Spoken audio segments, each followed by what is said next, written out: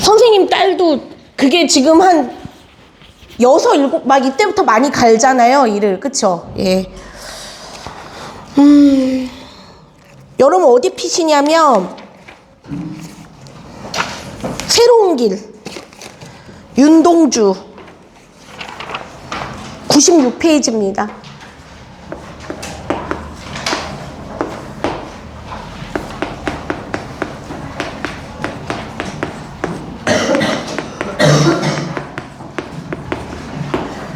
너네 워낙 윤동주 시인에 대해서는 얘기를 많이 듣죠, 우리가. 그쵸?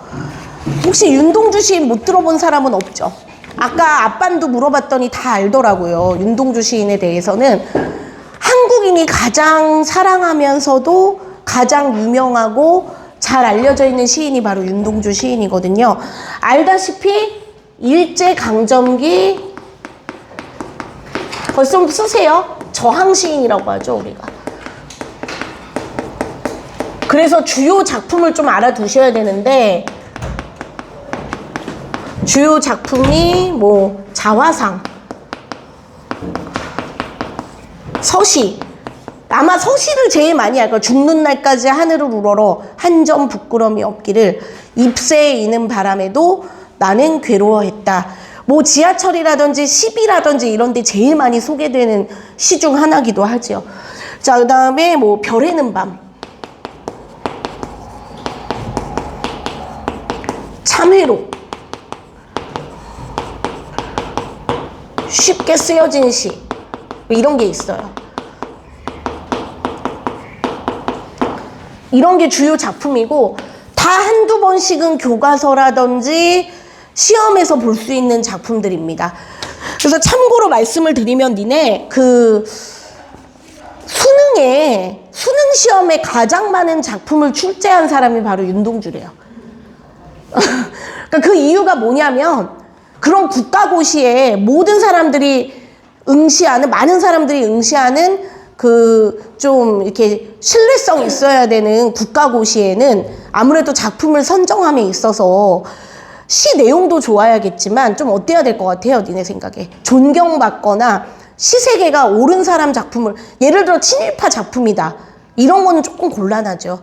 그래서 우리가 윤동주라든지 이육사라든지 이런 어떤 그 좀 저항 시인들의 작품을 많이 사랑받는지도 모르겠어요. 어쨌거나 그 윤동주의 시입니다, 이것도. 자, 그럼 이거 썼나요, 이거는? 주요 작품은 썼어요? 썼지? 자, 그럼 지워도 될까요? 네, 지우고 다른 얘기 해볼게요, 이제. 그럼 이제 작품으로 들어가서, 얘들아, 물어볼게요. 지금 여기서 상징에 대해서 할 건데, 길이라는 게 있죠, 길.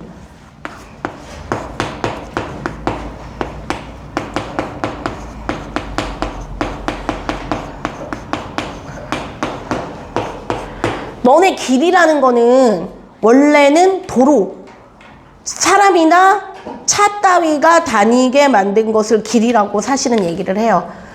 근데 이 길이 거기다 써봐. 목적지를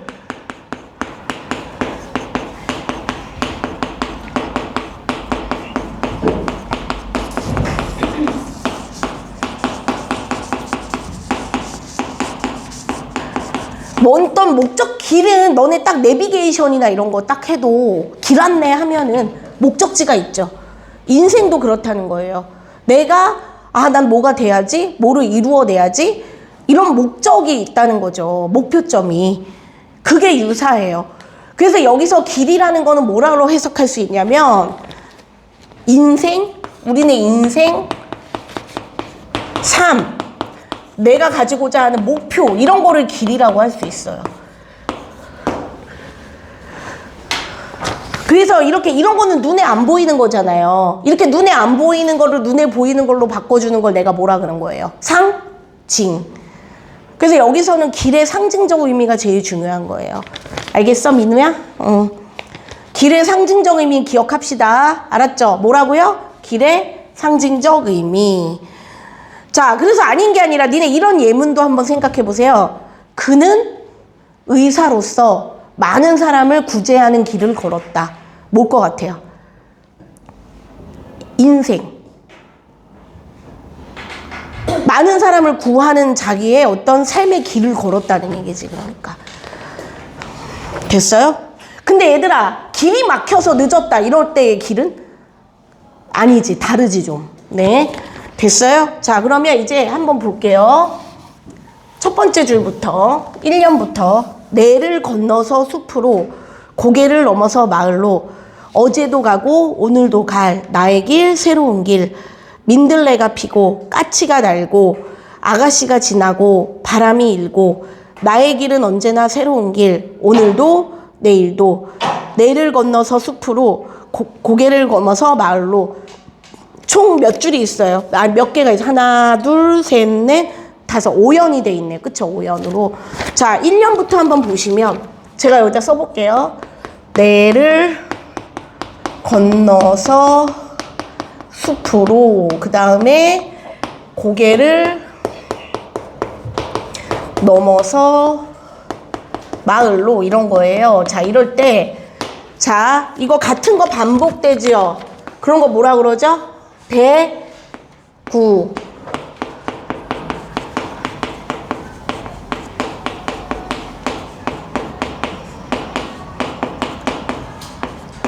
같은 문장 구조가 반복이 돼요. 뭐냐면 내가 있으면 고개가 있고 건너서 넘어서 숲 마을. 그쵸? 같은 문장 구조가 반복이 됩니다. 그래서 대꾸법이 쓰이면 의미가 강조도 되겠고 운율도 주겠지요.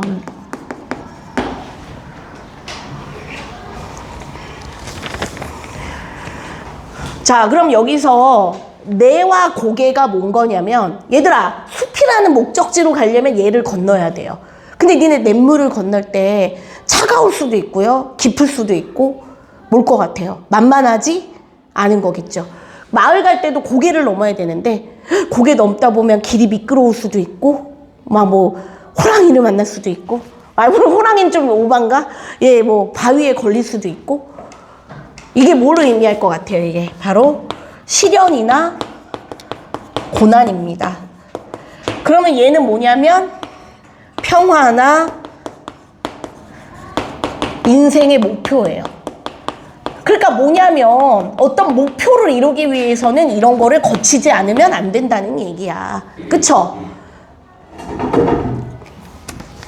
세상에 공짜는 없는 거죠, 그러니까.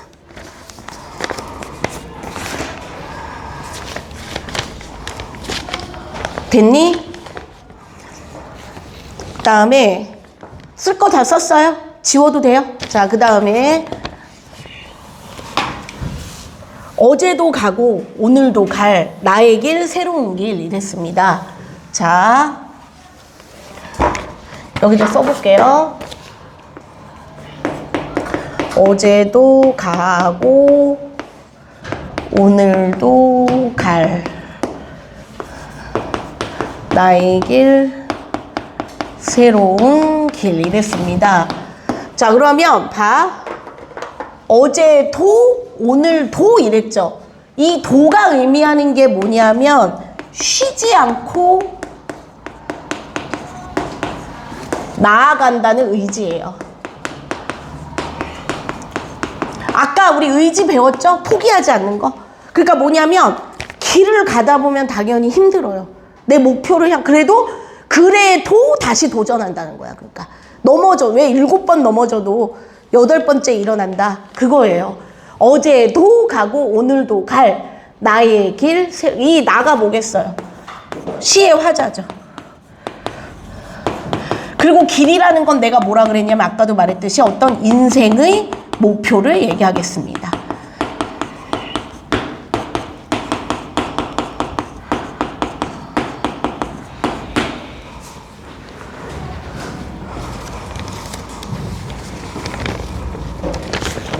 됐니?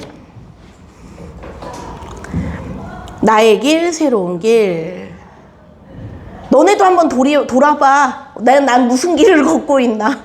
근데 네 아직 어려서 뭐 그렇게만 생각하지 마시고요. 너네 뭐 어리다면은 어리겠지만 또 이제 어리지 않다면 또 어리지 않을 나이야. 그렇지 않아요? 이제 청소년기잖아요. 너네의 자아도 많이 생기고 이제 스스로 뭔가를 하고, 그러니까 너네도 분명히 니네가 가고자 하는 길이 있을 거예요. 아직 나는 모르겠다 할 수도 있긴 해, 물론. 아, 나는 뭐 아직 명확하게 모르겠는데? 그러면은 하나 확실한 거는요. 일단 학업과 중학교 수업에 충실하면서 찾는 거예요. 내 말이 맞죠? 현재 모르겠으면은 너무나 뻔하고 뭐 답답한 얘기일진 몰라도 일단은 여러분이 학교 생활에 너네의 직업은 지금 학생이기 때문에 학업 생활에 충실한 게 최우선이에요. 내가 볼 때. 학교 잘 다니고. 근데 얘들아, 나도 그때는 몰랐던 것 같아요. 니네 지금와 제가 생각하면 별 탈 없이 그래도 초, 중, 고, 대학교 정규 교육을 잘 마치고 졸업장을 딴 것도 되게 중요한 일이라는 생각. 그게 쉬울 것 같죠? 아니에요, 얘들아. 막상 니네가 졸업장을 손에 딱 넣는다는 거는 쉬운 일이 아니야. 그리고 제가 한때 검정고시 학원에서도 일을 한 적이 있었거든요. 그때 느낀 게 되게 나이 많으신 분들 있죠. 그러니까 막 한 5, 60대. 그러니까 나한테는 한창 어르신들이었어요. 근데 그 어르신들이 다시 그거를 하시려고 되게 힘들어 하셔. 그러니까 너네가 볼 땐 진짜 너무 쉬운 내용인데 그분들한테는 어려운 거죠. 그래도 그렇게 열심히 하시고 되게 많이 배웠던 것 같아요. 그때. 길게 근무는 안 했어도 되게 그러면서 어떤 생각을 했냐면 제때 내가 이게 정규 교육 과정을 이수하는 건 역시 되게 큰 역할이고 되게 중요한 거다. 알겠죠? 그러니까 여러분도 무시하지 마세요, 그거를. 올바르게 사회생활하고 지금 학교도 사회생활이잖아. 그리고 저도 너무 힘들어 봤어서 알아. 저 절정이 중2 때였어요. 중2 때 너무 학교 다니기가 싫었어요, 진짜. 친구도 없었고 공부도 어려워지고. 그래서 진짜 중2 때는 심각하게 막 정말 자퇴하겠다 그러고 되게 엄마 많이 그게 지금 생각하면 사춘기였을 수도 있는데 어쨌거나 어쩌나 졸업은 했지. 그래도 졸업은 했는데, 그러니까 여러분도 내가 무사하게 지금 중학교를 마치고 고등학교 가고 내가 원하는 대학교에도 진학한다. 그거를 일단은 길로 보셔야 될 것 같아요. 알았죠? 네. 그 이후에 이제 또 차례대로 생각하시는 거죠. 자, 그 다음에 자, 이제 봅시다. 민들레가 피고 까치가 날고 아가씨가 지나고 바람이. 민우야, 장난하는 거 아니지? 똑바로 앉아. 시윤이랑 둘이 떼어놓는다. 떼어놓을까? 집중해. 얘들아, 거기에 동그라미 해봐. 민들레, 까치, 아가씨, 바람. 요 네 개의 공통점이 뭐냐면요.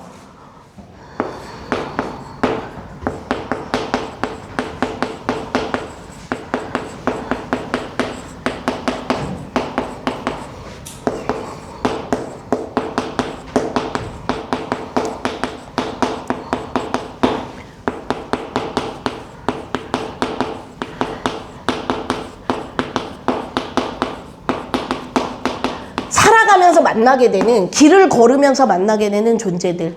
그래서 나에게 삶의 희망을 알려줄 수 있는 존재들이에요. 알겠죠? 그 다음에 아가씨 같은 경우는 특히 뭐냐면 좀 다정한 이웃을 뜻한대. 이웃. 사람이니까 아무래도. 이해 가시죠? 무슨 말인지? 네. 그래서 이런 존재들을 마주친다. 그러니까 여러분도 예를 들어 선생님도 만나고 친구도 만나고 뭐 이렇게 주변에 많은 사람들을 만날 거 아니에요. 그런 식으로 생각하시면 될 것 같고, 나의 길은 언제나 새로운 길, 오늘도 내일도 이랬습니다. 자, 그럼 얘 지워도 되죠? 자, 이거 보세요. 뭐를 하냐면 여기서는 오늘도 점점점 있죠. 그 동그라미 오늘도. 이거 이름 아는 사람. 점점점이야, 점점점.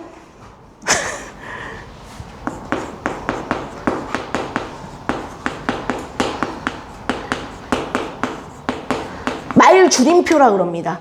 그러니까 뒤에 할 말을 줄이는 거예요. 그리고 뭐냐면 독자로 하여금 뭔가 생각하게 하고 여운을 주는 겁니다. 알겠죠? 점점점 찍으면 여운이에요, 여운. 뭔가 더 생각하게 하는. 오늘도 내일도. 자, 그 다음에 중요한 것도 나왔는데요. 얘들아 봐봐. 1년이랑 이게 5년이죠. 맨 마지막. 내를 건너 숲으로, 고개를 넘어서 마을로. 자, 두 개를 1년과 5년을 어떻게 하시냐면 뭐 네모해도 좋고요. 이렇게 엮으셔도 좋아요. 그래서 이게 1년이고 이게 5년인데 보니까 똑같아요. 그쵸? 이거를 뭐라 그러냐면 이렇게 쓰세요. 수, 미, 상, 관. 수미상관. 수가 머리고 미가 꼬리예요. 그래서 첫 연과 마지막 연이 동일해요. 동일하거나 유사해요.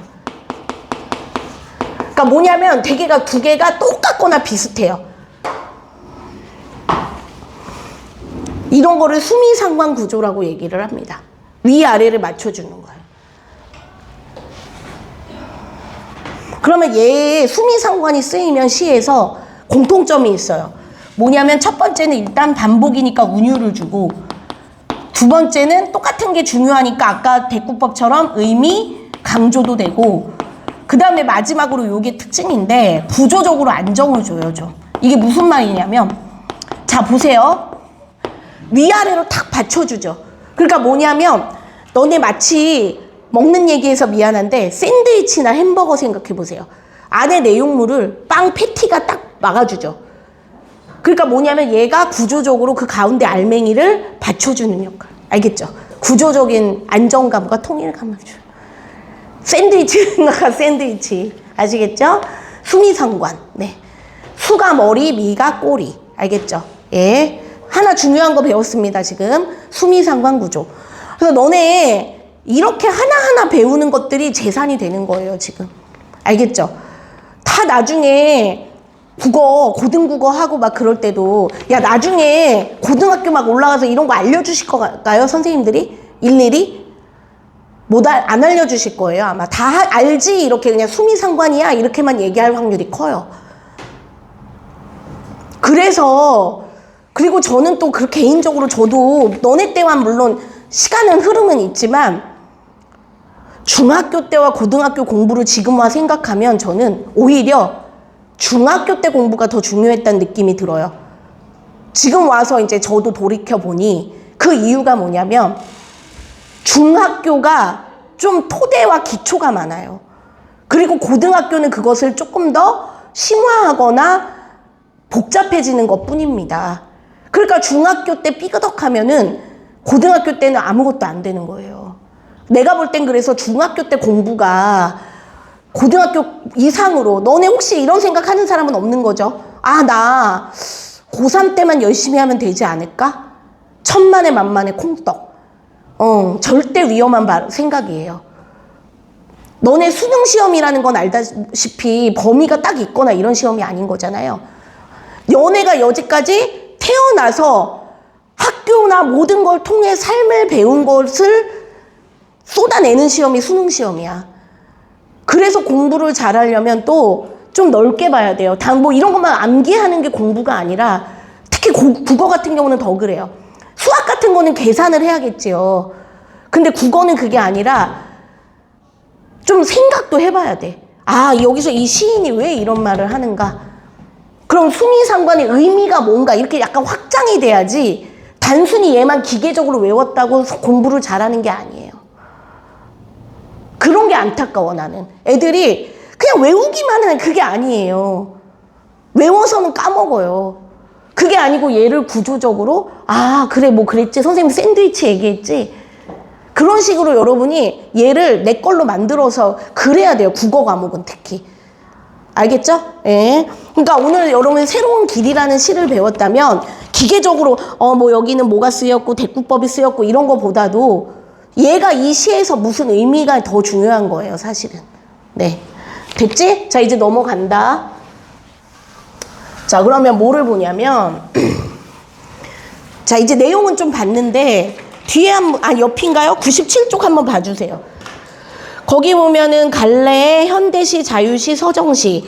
너네가 배우는 거의 95%의 시가 자유시, 서정시라고 내가 얘기했어요. 시인이 자유롭게 형식에 구애받지 않고 쓴 시, 그게 자유시, 서정시고, 그 옆에 우리 아까 배운 거 있죠? 의지적 보이네요. 의지. 어떤 의지가 있는 것 같아요? 동그라미 해봐. 승우야, 어떤 의지 보이는 것 같아? 이 사람? 이 시의 화자는? 뭐를 걷겠다.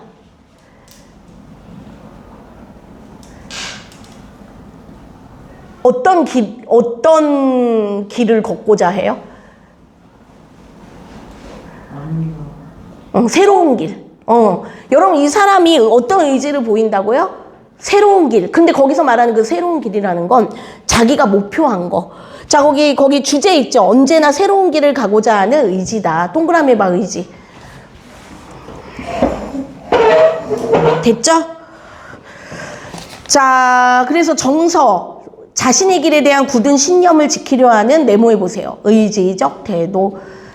의지적 태도. 그리고 이거를 약간 시인의 인생과 확장하자면 윤동주 시인이 아까 말했듯이 되게 많이 괴로워하고 힘들어한 시인 중 한 명이에요.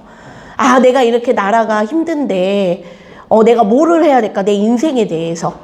그래서 이거는 그렇게 식민지 시대를 사는 그 시인으로서의 아까 왜 그 동물원에서 그거 나라 잃은 시인 있죠? 그런 식으로 생각하시면 돼요. 그래도 내가 포기하지 않고 내 길을 꿋꿋하게 걸어가겠다는 의지인 거죠. 힘든 상황이라도. 그 다음에 특징, 무엇을 상징한다고 그랬죠? 길이? 인생. 인생을 상징하고 1번 괄호에다가 인생이라고 쓰세요. 인생. 같은 위치에 동일하는 비슷한 시행과 식구, 수미상관 등으로 운율. 종결어미, 말꼬리를 쓰지 않고 끝에 길로 끝나죠. 언제나 새로운 길, 무슨 길 이렇게 끝나고 화자 나가 작품에 등장해서 서정적인 문체를 사용한다. 사면을 중심으로 1호, 2사가 각각 대칭, 동그라미 하세요. 대칭.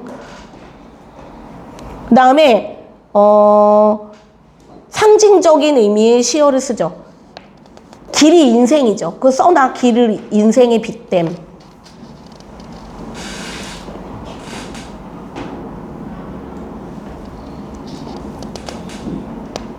그래서 그 아래 핵심 시어에 보면은 길이 인생과 삶을 상징한다는 거.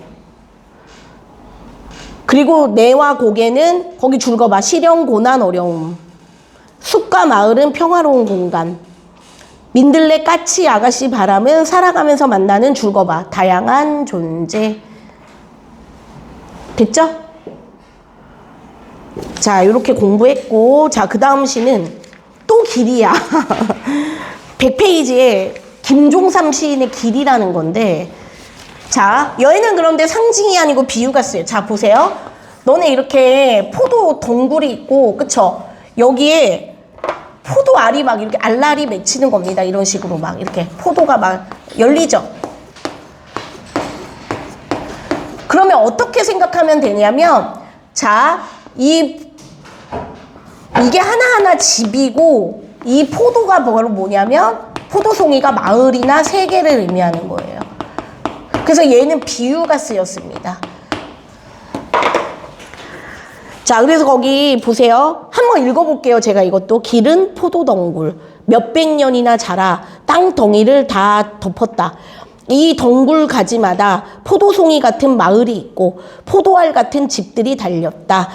포도알이 늘 때마다 포도송이는 커가고 갈봄 없이 자라가는 이 덩굴을 통하여 사람과 사람이 도와가고 마을과 마을은 이어져서 세계는 한 덩이 과일로 토실토실 익어가고 있는 것이다. 요렇게. 자, 그러면 한번 같이 또 분석을 해보죠. 자, 길은 포도덩굴 이랬어요. 자, 거기 써서 길은 포도덩굴. 자, 이 길이 뭐냐면 원관념이고 포도덩굴이 보조관념이죠. 이런 거는 은유예요.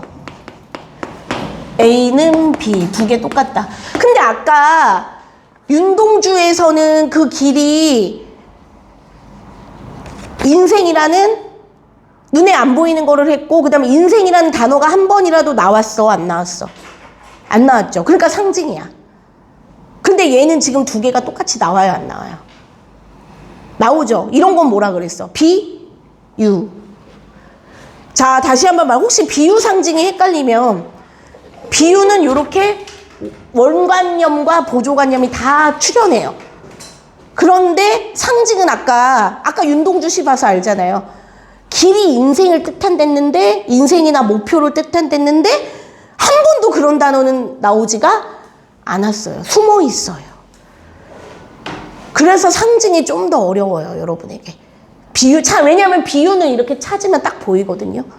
그런데 오히려 상징은 그래서 좀 더 어려워요. 상징이라는 개념이. 어쨌거나, 그래서 길을 포도동굴이라고 얘기를 했고, 몇백 년이나 자라 땅덩이를 다 덮었다. 이 덩굴 가지마다, 자, 포도송이 같은 동그라미에서, 포도송이 같은 마을이 있고, 자, 그럼 여기 같은 이거 뭐겠어요?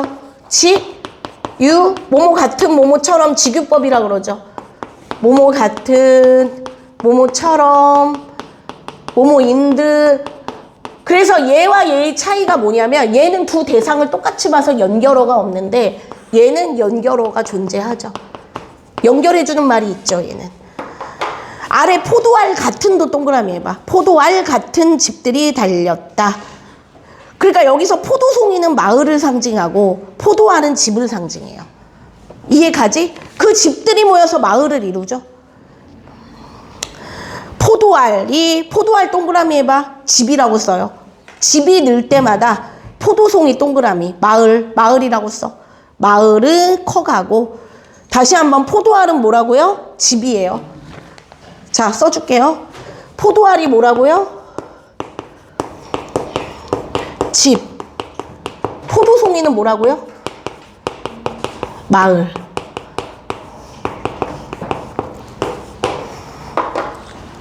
갈봄 없이. 얘들아, 갈봄이 뭐냐면 가을봄. 쓰세요. 가을봄이고 쓰세요. 계절을 뜻해. 단순히 뭐 가을이나 봄만 얘기하는 게 아니라 이시했다는 것 같던데. 맞아요? 예. 이게 미래엔 민인가? 민교과서인가? 네네. 갈봄 없이 자라가는 이 덩굴 동그라미 하세요. 덩굴은 길이에요. 덩굴을 통하여 사람과 사람이 도와가고 마을과 마을은 이어져서. 자, 이게 뭐겠어요? 협력이지, 서로. 자, 거기다 씁시다. 서로 돕고 협력하는 모습.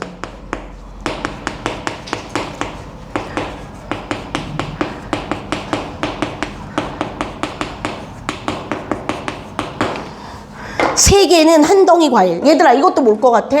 세계는 한 덩이 과일. 그럼 이거 뭐겠어요? A는 B. 얘도 은, 유. 세계는 한 덩이 과일로 토실토실. 얘들아, 우리 애기들 왜 토실토실하다 그러지 않니? 여기서 토실토실은, 자, 토실토실하게 되지. 젖달라고 꿀꿀꿀 모양을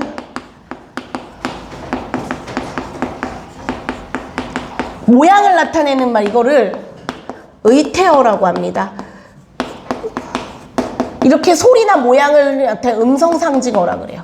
소리나 모양을 흉내내는 말, 토실토실. 그럼 이건 뭐냐면 어떤 풍요로움을 뜻해요. 마을의 풍요로움. 풍요로움을 강조해주는 단어가 되죠. 야, 근데 좀 이렇게 마을이 번창하고 집들이 늘어나려면 좀 인구가 늘어야 되는데 큰일이다. 그치? 우리나라 인구가 줄어서 어쩐데? 점점 인구가 많이 줄어서. 됐니?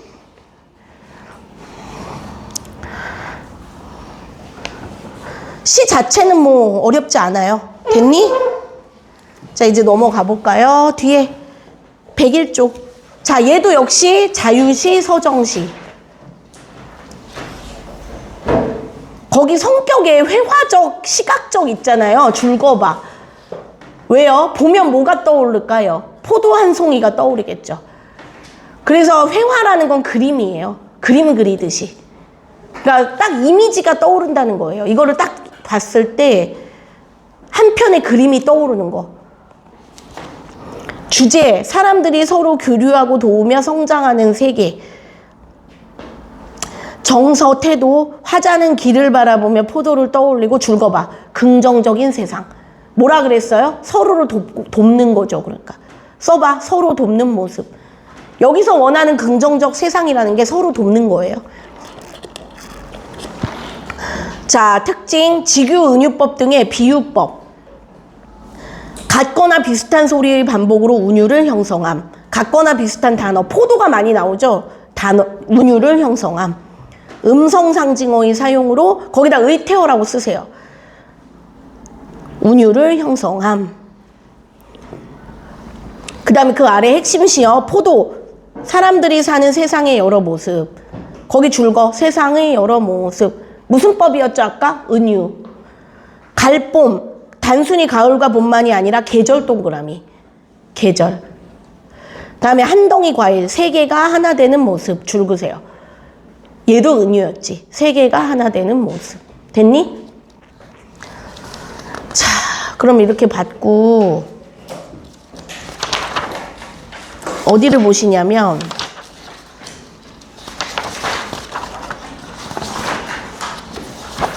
저번에 문법 한 거 있잖아요. 나머지 시간에는 그거 조금 종이에요. 시는 금방 끝났으니까. 네. 혹시 질문이나 이해 안 간 거 있을까요? 없어요? 네.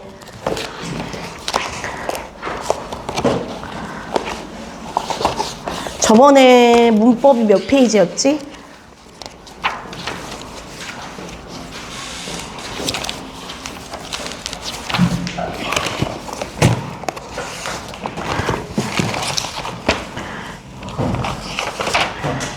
(91페이지) 네. 자, 문법은 이건 계속 복습해야 돼요, 사실. 자, 폈니?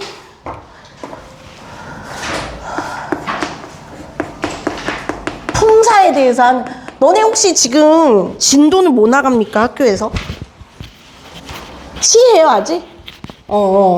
아마 품사도 할 거예요. 그래서 1학기 문법에 저 품사가 들어가고 2학기 문법이 그 시험이죠. 아마 2학기는 니네가 거진 대부분 학교들이 다 시험을 봐요, 이제.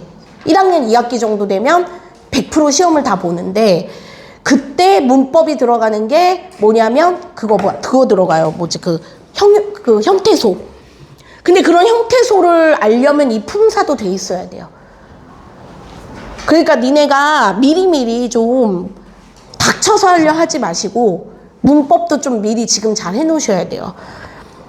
그래서 저기 우리 안지 품사가 뭐라고 배웠죠 그때 우리? 품사란?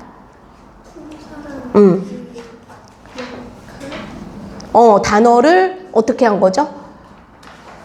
기준에 따라 거기 써있지. 봐봐. 단어들 가운데 공통된 성질을 가진 거, 그러니까 기준을 정해서 묶어놓은 거예요. 다시 한번 뭐라고요? 여러 단어들을 공통된 성질끼리 묶어서 나눈 것을 품사라고 한다 그랬습니다. 근데 그 품사의 기준이 3가지가 있었어요. 뭐냐면 형태, 기능, 의미. 자, 형태는 모양이죠. 그러니까 단어가 모양이 변하냐, 안 변하느냐.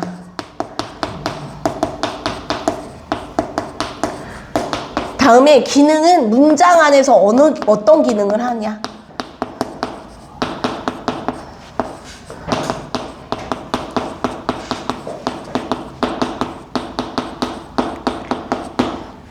각 단어가 어떤 의미를 지니고 있는가. 요게 기준이에요. 자, 형태가 있느냐, 형태가 변하느냐, 안 변하느냐. 그 다음에 문장에서 단어들의 조합인 그 문장 안에서 얘가 어떤 기능을 하냐. 그 다음에 마지막으로 각 단어가 어떤 뜻을 가지고 있느냐예요. 그래서 얘는 2개로 나누어지고요. 얘는 5개로 나누어지고 얘는 9개로 나누어져요. 그게 거기 그 지금 네모 칸이지. 봐봐, 개수가 맞나. 형태에 따라서 2개 있고 기능에 따라서 5개 있고 의미에 따라서 9개 있을 거예요. 맞니? 자, 혹시 저번 시간에 못 들었거나 필기를 못한 사람은 지금 좀 잘 정리를 하자, 우리. 알았죠? 너네 이번 달에 이 품사만 잘하고 가도 되게 성공이에요. 자, 그래서 여기 단어가 변하느냐 안 변하느냐. 자, 이런 거겠죠. 예를 들어서 먹다. 먹다라는 단어랑 뭐 김밥이라는 단어를 볼까? 먹고 싶다. 그쵸? 얘들아, 먹다, 입다 이런 단어는 어때요? 예쁘다. 먹고, 먹어서, 먹었니? 예쁘다, 예뻐서, 예쁘구나. 모양의 형태가 변해요. 얘는요, 김밥. 안 변하죠. 어머니, 하늘. 이런 단어는 모양이 변하지 않아요. 그래서 이렇게 안 변하는 애를 불변어라 그러고, 변하는 애는 가변어라고 합니다. 가능하다 변화가, 불가능하다 변화가. 근데 너네 딱 봐도 뭐가 많아요? 불변어가 훨씬 좀 많아요. 가변어보다는. 그래서 가변어는 니네가 아까 말한 먹다 이런 거 뭐냐면 사람이나 사물의 움직임이나 상태를 나타내는 이런 거. 동사, 형용사, 종류. 이런 거는 모양이 변하지요. 근데 나머지는 안 변해요. 자, 그 다음에 얘가 그러면 어떤 기능을 하냐. 그게 거기 다섯 체언, 수식언, 독립언, 관계언, 용언 이렇게 있지요. 자, 여기다 써볼게요. 체언. 그 다음에 수식언. 그 다음에 무슨 언이야? 독립언. 그 다음에 관계언. 용언. 자, 사실 요거를 잘 봐야 돼요. 요 단어들.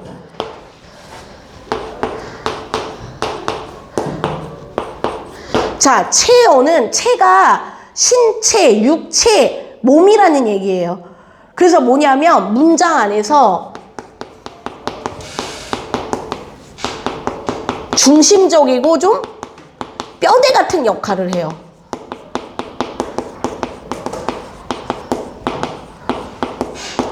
예를 들어서 철수가 밥을 먹는다 이랬을 때 니네가 딱 들었을 때 철수, 밥 이런 거 있죠. 그런 게 체언이에요. 그러니까 주어나 목적어 그 문장의 뼈대가 되는 거. 자, 그 다음에 수식어는 뭐냐면 수식이 문장에 다른 성분을 수식 꾸며줘요.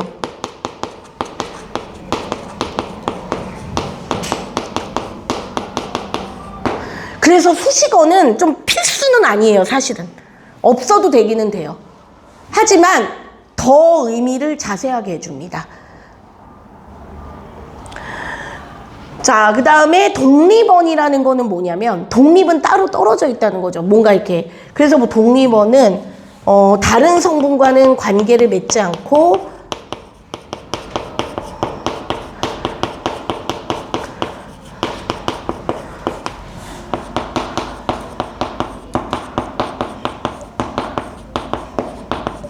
놀람, 느낌, 부름 등을 표현해요. 그게 독립언이에요. 야! 아이쿠! 어머나! 막 이런 거 있죠. 막 놀랐을 때, 막 이런 거라든지, 누구를 부를 때, 야! 막 이런 거. 그런 게 여기도. 근데 주의하실 게 이거 있죠. 들어봐. 지우야, 철수야. 이렇게 사람 이름 부르는 건 아니야. 왜냐하면, 철수라는 게 이미 명사죠. 이미 사람의 이름이라 따로 여기에 들어가지 못해. 여기에 들어가, 그거는. 주의하세요. 이름을 부르는 근데 야, 여보 이런 식으로 저기 이렇게 부르는 거는 여긴데 하지만 누구야 이렇게 사람 이름이나 이렇게 부르는 거는 아니에요. 자, 그 다음에 이제 관계어는 이게 조금 어려운데 말 그대로 관계예요. 그래서 얘는 홀로 쓰이지 못하지만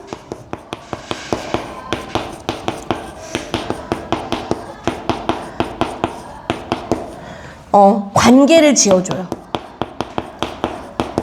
문법 관계를 지어주는 역할을 하는 게 관계어입니다.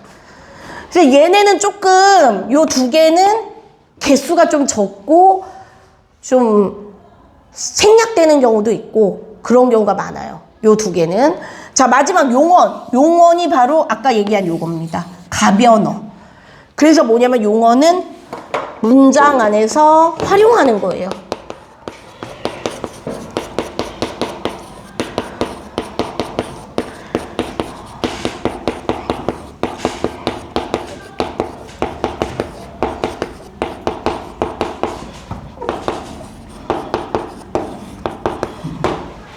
용언이라는 거는 너네 재활용 알죠? 재활용품?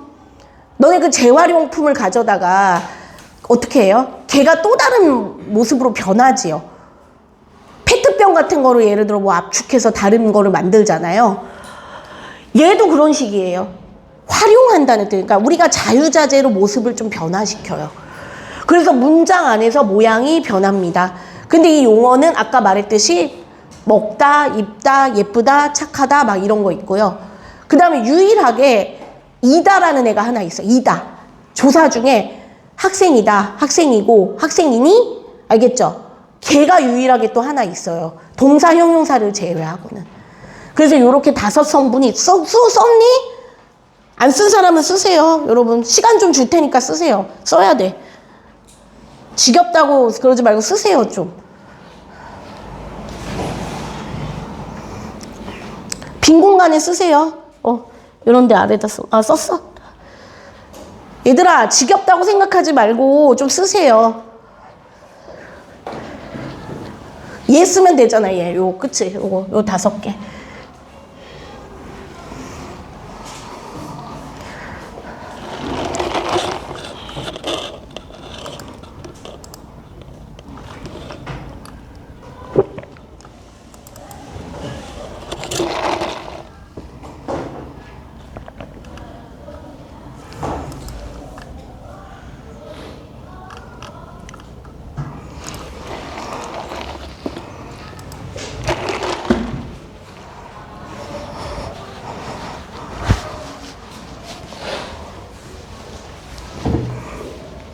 됐니?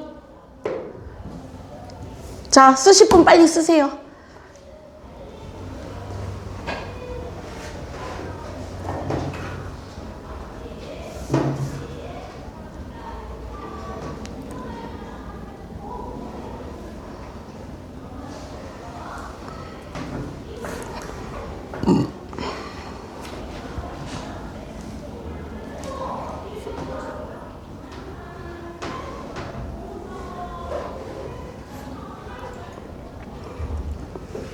너네 지금 영어 문법을 뭐 합니까? 영어 문법이 품사해요. 영어 문법도 조금 다르죠. 근데 예. 영어의 품사와 한국어 품사는 조금 달라요. 물론 공통적인 것도 있고, 근데 니네가 그래서 그게 되게 잘 듣고 잘 구분하면 오히려 도움이 되는데 헷갈릴 수도 있어요. 잘못하면. 그러니까 좀 잘해야 돼. 하지만 내가 볼 때는 국어 문법 잘 해놓으면 분명히 다른 외국어 배울 때도 도움이 돼요. 됐죠? 자, 이제 됐니? 빨리 해.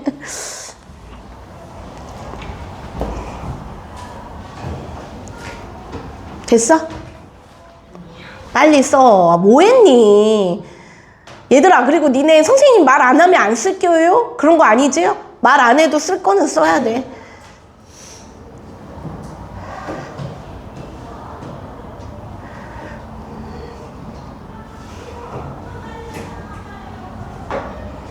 하긴 요새는 안 쓰고 막 다 찍고 그러지? 이렇게 카메라로 찍고. 얘들아, 니네 학교에서 스마트폰 못 쓰죠? 그러면 어떻게 가져가서 내요? 아니면 그냥 가방 안에? 교무실에 다 내요? 응.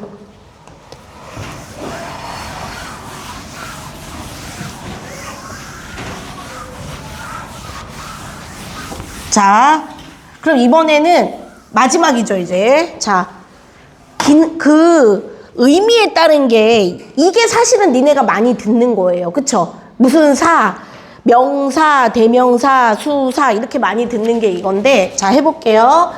명사, 대명사, 수사, 관형사, 부사, 감탄사, 조사, 동사, 형용사. 몇 개예요? 9개예요. 그쵸? 그래서 영어는 8개고 팔품사라고 하고 이른바 국어는 얘가 하나 더 있어요. 얘. 조사가 하나 더 있어서 9개입니다.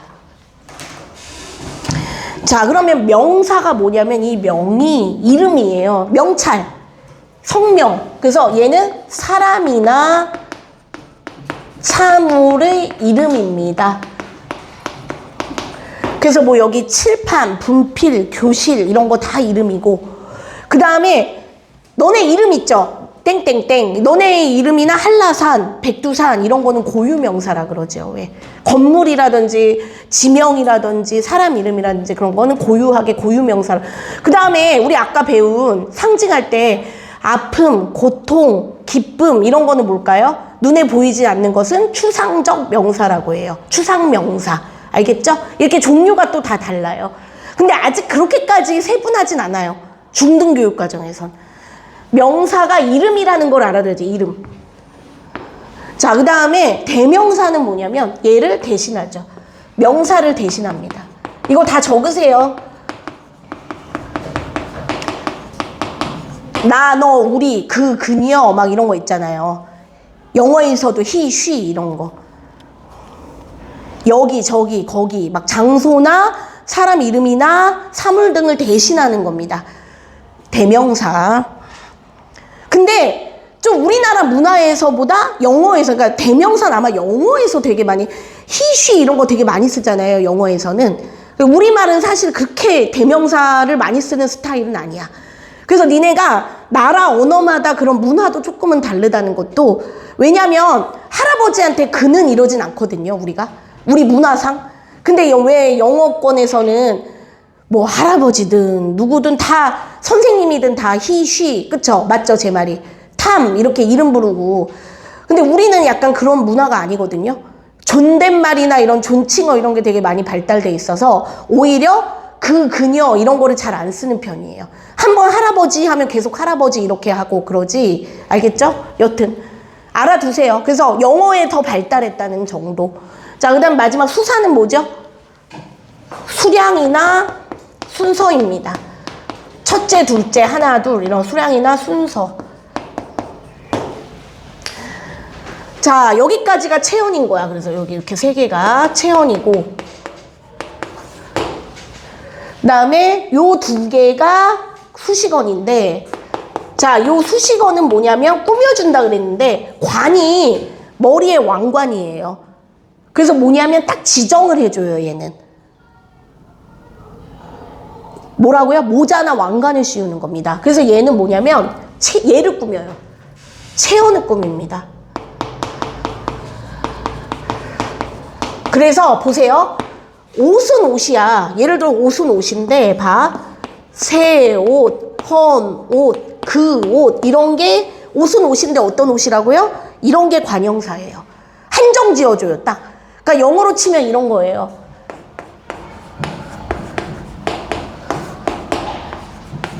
이런 게 이 고양이를 딱 한정 지어주죠. 캣을. 저런 게 관형사예요. 저런 역할을 하는 게. 자, 그 다음에 이제 부사는 뭐냐면, 자, 부사는 얘도 꾸며주는데 얘를 꾸며요. 주로 얘. 그래서 뭐냐면 주로 용언을 꾸밉니다. 그런데 그 외에도 역할이 많아요. 자, 보세요. 예를 들어 뭐 그는 달린다 이런 거예요. 그는 달린다. 자, 얘들아, 달린다가 이따가 얘기하겠지만 동사지요. 근데 여기 보세요. 예를 들어 빨리 달린다. 그 다음에 뭐 과연 그는 빨리 달린다. 그 다음에 과연 그는 정말로 빨리 달린다. 이런 게 다 노란색이 부사예요. 그래서 용어는 좀 역할이 많고 위치도 좀 자유로워요. 그러니까 뭐냐면 관형사 같은 경우는 딱 체언 앞에 밖에 못 오거든요. 근데 이런 애는 봐세요. 과연, 그는 과연, 그쵸? 과연 그는도 되고 그는 과연도 돼요. 좀 자유로워 얘는 위치가. 그리고 역할도 좀 많아. 그리고 우리 아까 토실토실 이런 거 했죠. 토실토실, 아장아장 이렇게 흉내내는 말이나 아니면 그리고, 그래서, 연결어 같은 것도 다 부사에 들어가요. 그래서 내가 약간 편법인데 이런 말도 해요. 혹시 딱 뭔가 모르겠으면 부사로 쓰면 좀 확률이 올라간다는 우스갯소리도 있어요. 하지만 그렇다고 모르겠는 거는 무조건 부사로 쓰면 또 그거는 위험해. 그 말인즉슨 그만큼 부사가 좀 다양하다는 얘기야. 그러니까 이해가요? 역할이 좀 다양한 아이가 요 부사다.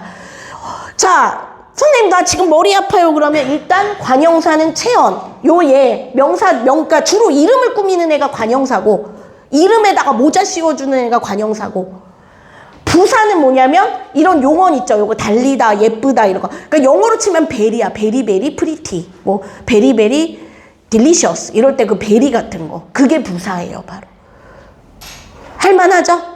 자, 그 다음에 이제 감탄사는 뭐냐면, 자,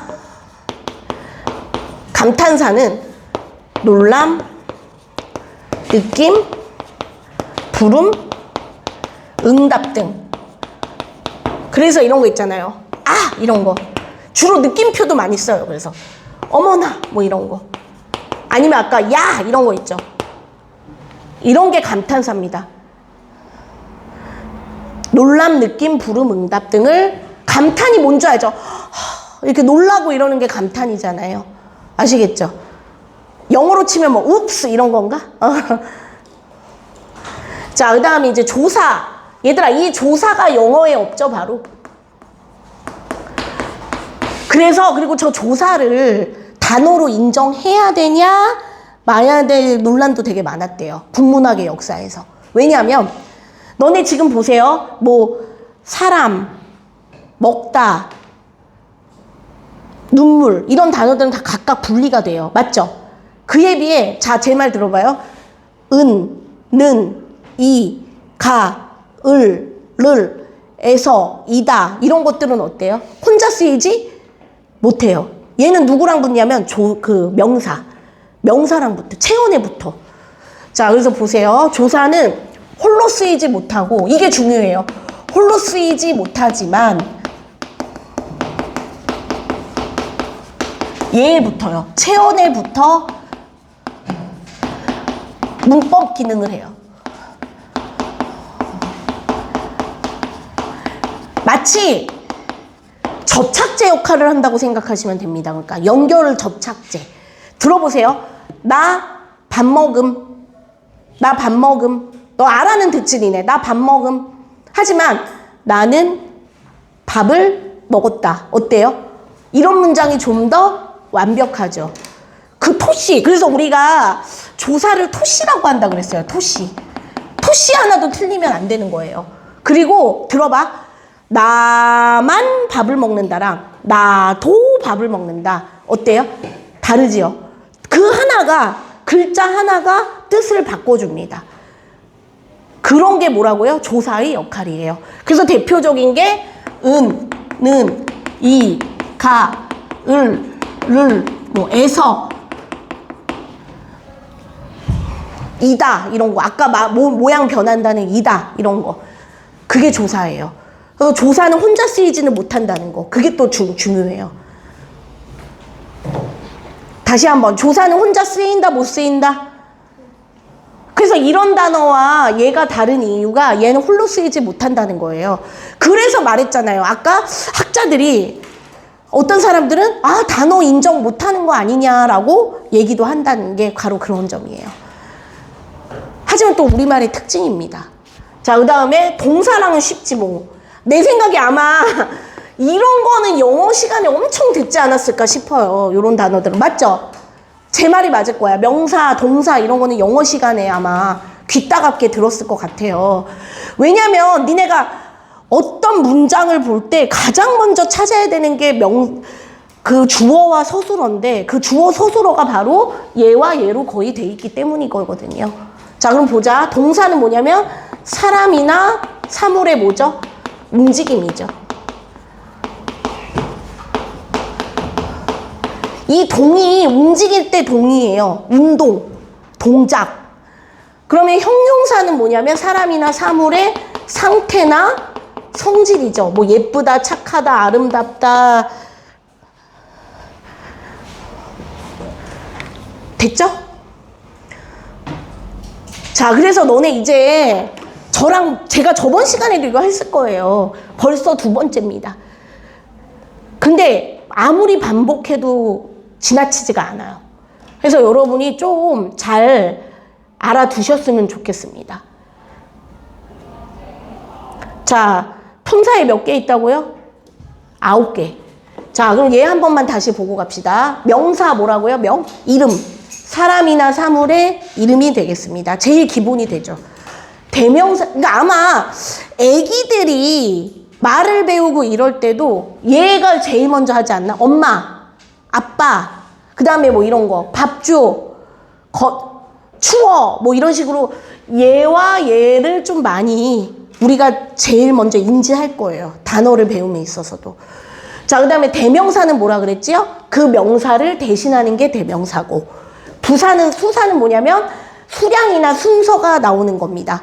자, 그 다음에 관용사는 뭐라 그랬냐면 여기 나오는 얘네. 명사, 대명사, 수사 등을 꾸며줘서 머리에 왕관 씌우는 게 관용사고, 부사는 뭐냐면 주로 용언, 여기 뒤에 동사, 형용사를 주로 꾸며주는 겁니다. 영어로 치면 베리 이런 거. 그 다음에 감탄사는 놀람이나 느낌, 부름, 응답 등을 독립적으로 쓰는 거고, 조사는 얘는 특징이 뭐냐면 다른 단어들은 다 좀 이렇게 분리가 잘 되는 데 비해 얘는 혼자는 못, 이거 은는이가 이것만으로는 기능을 못 하는데 체언에 붙는다고 얘기했어요. 얘부터요, 얘. 근데 물론 체언이 아니고, 이거 들어봐. 빨리 달린다 했을 때 빨리도 달린다. 그치? 일부 부사 같은 데 붙기도 해요. 하지만 그래도 주로 얘 조사는 체언에 붙는다고 아셔야 돼요. 어디 붙는다고요? 체언에 보세요. 나는 밥을 먹는다. 나 대명사죠. 는 밥 명사죠. 이런 거. 는 이런 거. 자, 그 다음에 동사는 사람이나 사물의 움직임, 뭐 먹다, 걷다, 입다, 달리다. 자, 그 다음에 형용사는 사람이나 사물의 상태 형질, 착하다, 아름답다, 예쁘다, 춥다, 덥다, 뭐 이런 거. 그리고 얘들아, 혹시 동사, 형용사가 구분이 안 되면 는을 넣어보시면 간단해요. 먹는다, 입는다, 걷는다. 되죠? 현재형 돼요. 근데 예쁜다, 아름답는다, 춥는다, 바란다. 어때요? 어색하죠? 는을 넣어보십시오. 는을 넣어봐서 말이 되면은 동사, 는을 넣어봤는데 말이 안 되면 형용사. 알겠죠? 자, 그래서 수업은 여기까지 하고 크로스 할 때까지 조용히 4시부터 쉬는 시간 들이실 거예요, 아마. 알겠죠? 예. 수고하셨습니다. 숙제는 뭐겠어요? 그 시 있죠? 시 그거 앞에 그거 오늘 한 거.